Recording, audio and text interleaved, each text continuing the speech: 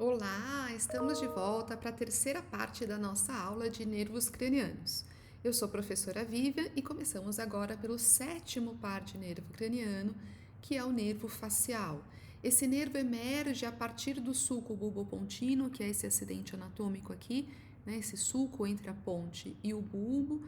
Esses dois aqui são os componentes do nervo facial. E esse nervo tem um aspecto bem interessante, porque a partir da emergência dele no sulco bulbopontino, ele mergulha no meato acústico interno, viaja por dentro do osso temporal e se externa, vai ter sua origem aparente no crânio, lá no osso temporal, no forame que nós chamamos de forame estilomastoide. Então, nessa vista inferior do crânio, nós vemos aqui o processo mastoide do osso temporal e o seu processo estiloide, e entre eles um pequeno forame, que é então a emergência craniana, a emergência craniana do nervo facial. Muito bem.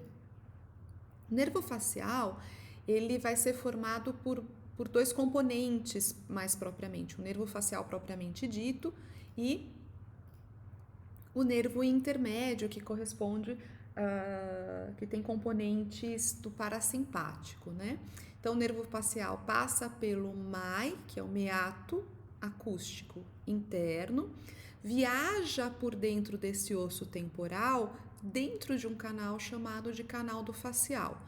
No canal do facial, ele fornece alguns ramos sensitivos, o corda do tímpano e o nervo petroso maior, que se junta com o petroso profundo para formar um nervo chamado dividiano. Aqui a gente tem fibras do parasimpático e do simpático. Aqui nós temos um componente autonômico do nervo facial. Então, ainda dentro do canal do facial, ele forma o nervo para o músculo estapédio. Então, o nervo facial é um componente importante aí na proteção da via auditiva em relação aos sons intensos. Ele passa, então, pelo forame estilomastoide, por onde ele emerge e forma, e forma o nervo auricular posterior. Tudo em laranjinha aqui é a parte motora do nervo facial. O auricular posterior, ele se ramifica em ramo auricular para o músculo auricular posterior e o ramo occipital para o occipito frontal. São dois músculos da mímica responsáveis por movimentar o couro cabeludo e o pavilhão da orelha externa. Depois que forma o auricular posterior, ele penetra no interior da glândula parótida, ele não inerva a parótida, e ali no interior da parótida ele se ramifica formando um plexo com 5 ramos, que são o ramo temporal, zigomático, bucal, marginal da mandíbula e cervical. Cada um desses ramos vai inervar os músculos da mímica da sua respectiva região. Nós vamos poder ver isso com mais detalhes nos próximos slides. Então vamos lá. Esse que vocês veem aqui é o osso temporal em corte. Vemos aqui um corte da ponte do osso temporal, né? Uma ponte baixa, já quase chegando no bulbo. E aqui nós vemos a formação da cóclea e dos canais semicirculares. Esse orifício que está aqui corresponde ao MAI, meato acústico interno, por onde passa o nervo vestíbulo coclear, que se dirige para a cóclea e para os órgãos vestibulares, e junto com ele o nervo facial, junto com o facial, que é o facial propriamente dito, mais o raminho pequeno, que é o intermédio. Observem que ele entra pelo meato acústico interno, se destaca do oitavo par, do vestíbulo coclear, e ele entra no canal do facial. Tudo isso aqui, ó, dentro do osso temporal, corresponde ao canal do facial. Observe que esse canal faz uma curva bem grande, e aqui nessa curva, o facial forma um gânglio, que é o gânglio geniculado. A gente chama essa região aqui da curva de joelho do facial. Então, o facial passou pelo meato acústico interno, entrou no canal do facial, formou o joelho do facial e vai lá para o forame estilomastoide. Nesse trajeto, ele formará o nervo petroso maior, que é um componente que é um componente autonômico, o corda do tímpano, que é um componente sensitivo especial para a gustação, super importante, e mais o nervo para o músculo estapédio, que está correlacionado com o reflexo de proteção das vias auditivas. Muito bom. Quando esse nervo sai aqui pelo forame estilomastoideo, ele dá um ramo posterior, esse ramo posterior aqui, que vai formar um raminho temporal, um raminho occipital, né, aqui, e o resto do nervo, ele vai se ramificar aqui, formando um plexo com 5 ramos dentro da glândula parótida. São os ramos temporal, zigomático, bucal, mandibular e o cervical. Observem que o ramo temporal, ele vai se dirigir para o ventre frontal, do occipito frontal, para o orbicular do olho, né, para a musculatura da mímica da região. O ramo zigomático igual, né, aqui para o orbicular do olho, região mais inferior. Já o ramo bucal, observem que ele se ramifica profusamente, frequentemente ele anastomosa, ele se junta com o ramo zigomático e ele vai inervar uma boa parte dos músculos da mímica nesse terço médio. Quase toda a musculatura relacionada com movimentação do nariz, levantador da asa do nariz e do lábio superior, levantador do lábio superior, o orbicular da boca, o levantador do ângulo da boca, o risório, a maior parte o próprio bucinador, uma grande parte dos músculos dessa região, então, aí sendo inervados pelo ramo bucal. Já o mandibular vem para essa musculatura da mímica do lábio inferior, então, a parte mais inferior do orbicular da boca, abaixador do ângulo da boca, abaixador do lábio inferior, então para os músculos dessa região. E o raminho cervical, super importante, ele vai inervar o músculo platisma no pescoço. Muito bem.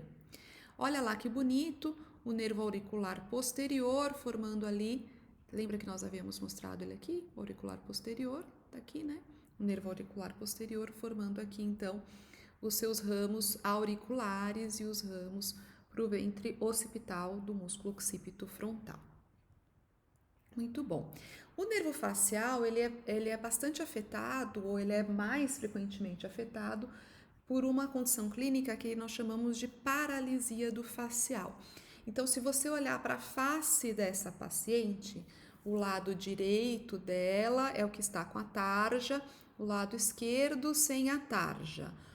Sabendo que o nervo facial, ele controla a mímica, controla os músculos da mímica. O que são os músculos da mímica, pessoal? Para quem não está lembrado, esses músculos da mímica todos aqui, são músculos relacionados com a expressão facial. São músculos que têm sua inserção na pele da face. Então, toda vez que o músculo contrai, ele traciona a pele do rosto, fazendo a mímica facial, cara de susto, cara de feliz, de triste, de bravo, tudo isso é função desses músculos da mímica. Então, observe aqui nessa paciente que tem paralisia do facial. A paralisia do facial, ela é muito frequentemente de causa idiopática. Olhando para esta paciente, qual é o lado afetado? O lado direito ou o lado esquerdo? O que você acha? Pensa um pouquinho. Muito bem, o lado afetado é o lado direito. Por quê? Porque eu vejo que o lado direito, a musculatura da mímica, não está fazendo tração nenhuma na pele da face. A pele da face está completamente relaxada, completamente lisa, justamente porque o facial aqui do lado direito, ele foi afetado por essa doença. Do lado esquerdo, pessoal, observem que a mímica facial continua normal. Observem que as pregas cutâneas, né, que a pele continua sendo tracionada, então o músculo facial do lado esquerdo dessa paciente continua funcionando normalmente. Por que forma essa caretinha aqui no rosto da paciente? Por que todo paciente com paralisia do facial apresenta esta característica aqui? Porque vocês devem estar lembrados, pessoal,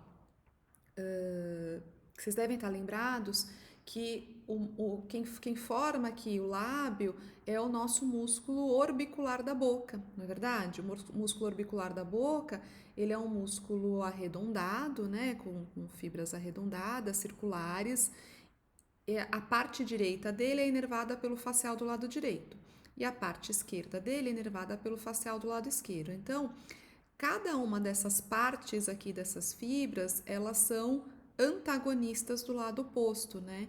Então, essas fibras são antagonistas destas daqui do lado esquerdo, e as do lado esquerdo são antagonistas do lado direito, de tal maneira que uma puxa para a direita, outra puxa para a esquerda. Essa mímica facial aqui, a rima da boca, ela fica equilibrada para os dois lados, nem muito para o lado direito, nem muito para o lado esquerdo. Aqui, o que aconteceu?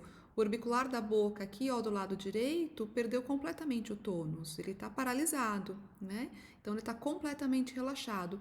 O do lado esquerdo está normal. Então, esse músculo do lado esquerdo não tem antagonismo. Ele não tem mais um músculo antagonista para equilibrar a sua força de contração. Por isso que o desvio da rima, ele é sempre para o lado bom, para o lado não afetado da doença, ok? Muito bom. Dito isso, nós vamos passar para o nervo vestíbulo coclear. O nervo vestíbulo coclear é o nosso próximo par craniano, é esse que se encontra aqui, bem na junção da ponte com o cerebelo. Chamamos essa região de ângulo pedúnculo pontino.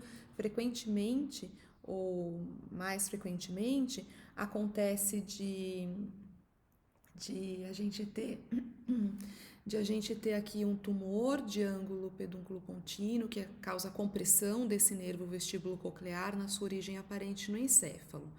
O vestíbulo coclear, ele logo que se forma ali no sucobulbo pontino, ele entra no meato acústico externo e atinge os seus órgãos-alvos, que são a cóclea para a parte coclear e os canais semicirculares para a parte vestibular. É interessante dizer que o nervo vestíbulo coclear, ele não emerge no crânio, ele não emerge na face e por isso nós não vamos ter para esse nervo craniano um ponto, um acidente anatômico que corresponda à sua origem aparente no crânio, simplesmente porque ele não aparece no crânio, por fora do crânio, ele fica dentro do crânio, tá bom? Um outro ponto importante, pessoal, é que o nome do nervo é vestíbulo coclear. E aí ele vai ter um componente coclear e um componente vestibular. É incorreto falar nervo auditivo. Então eu peço aí para as minhas alunas da fono, que estão me assistindo, me escutando agora, que não usem esse termo, nervo auditivo. Não existe nervo auditivo. O nervo é o vestíbulo coclear. Essa que está aqui, que vocês veem aqui, que nós vimos que tem um formato de caracol aqui, é a nossa querida cóclea. Em corte, nós vemos aqui a cóclea, é um caracol, uma espiral de 2,5 giros, dentro da qual, né, uma espiral óssea, e dentro da qual nós temos um labirinto membranoso que aloja o órgão de corte aqui nessa rampa média, aqui na rampa coclear. O órgão de corte, pessoal, é o órgão que contém as células ciliadas internas que captam a estimulação, que captam a informação sonora. Então, esse aqui é a parte coclear do nosso nervo vestíbulo coclear. É errado usar o termo nervo auditivo. Olha que coisa mais linda aqui, ó, uma cóclea dissecada.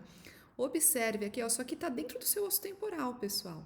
Olha só, observe que ela forma um giro, 2 giros e mais meio giro em torno de um eixo ósseo que nós chamamos de modíolo. Vejam aqui do lado direito a microscopia de varredura da nossa cóclea, olha lá, um giro, 2 giros e meio giro, 2 giros e meio em torno desse eixo ósseo, que é o modíolo. O nosso nervo coclear, ele está dentro desse modíolo, dentro desse eixo ósseo, que parece aqui pintado com uma cor mais roxa, e ele, aqui então seria o modíolo da cóclea. Veja que o nervo coclear está dentro desse modíolo, e veja que ele vai distribuindo as fibras para os órgãos de corte, conforme a gente vai subindo nessa rampa. Já a parte vestibular do nervo vestíbulo coclear, ela se dirige para os órgãos relacionados ao equilíbrio, que seriam quem? O sáculo e o utrículo, que são as estruturas, pessoal, responsáveis por captar a informação da aceleração linear da cabeça. Então, por exemplo, quando a gente desloca o corpo com a cabeça junto, mas não há deslocamento angular da cabeça. Então, por exemplo, quando a gente anda no elevador, o elevador sobe, o elevador desce, a cabeça está se deslocando, né? Juntamente com o corpo, logicamente. Quem vai captar essa sensação de deslocamento da cabeça são o sáculo e o trículo. Já os canais semicirculares que vocês veem aqui, cada um tem a sua ampola, essa pequena dilatação que vocês observam aqui, eles vão captar a informação do deslocamento angular da cabeça. Então, quando a gente movimenta a cabeça em ângulo em relação ao pescoço, então esse deslocamento angular da cabeça, dado pelos canais semicirculares, e o deslocamento linear da cabeça, dado pelo sáculo e pelo trículo, eles são captados pela parte vestibular do nervo vestíbulo coclear e conduzidos assim lá para as áreas subcorticais e corticais relacionadas para a identificação, né, interpretação desses sinais. É bem bacana, bem importante falar aqui da função vestibular, porque ela é responsável, perdão, ela é responsável pela manutenção da postura e do equilíbrio, então informa pro cérebro a posição da nossa cabeça no espaço. Muito bom, finalizamos então a terceira parte da nossa aula.